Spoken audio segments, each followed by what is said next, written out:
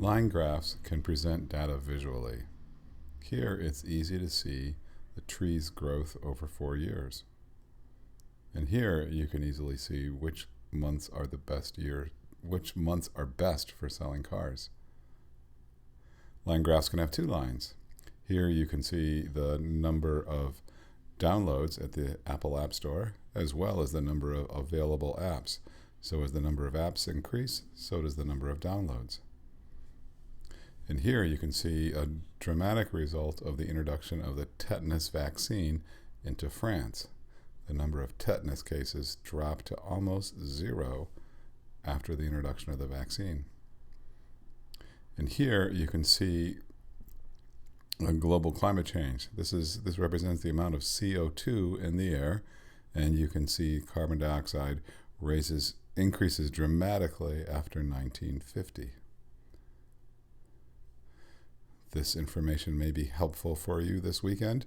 Here you can see the number of trick-or-treaters represented in blue, and the number of pieces each trick-or-treater took represented in red.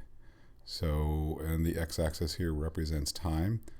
Over time, there were fewer trick-or-treaters, but more pieces per visit. So more pieces of candy were given out at 8 o'clock than were given out earlier at 7:30 or even at 6:45. You may want to plan your trick-or-treating accordingly.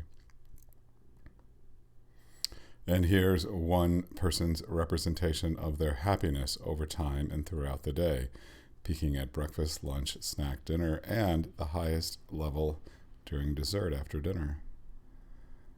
Here's another person's representation of their experience at McDonald's, where they move between increases in "I'm loving it" to "never again." "I'm loving it" and "never again." "I'm loving it," "never again."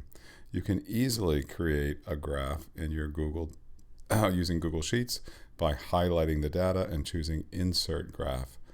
And you can make adjustments to the way that the graph looks. You're going to do the same thing in just a few moments with the Boston October high temperatures. So you can stop here and you can open the Boston October temperature sheet and then continue using the rest of this video as a guide for creating your first chart or graph.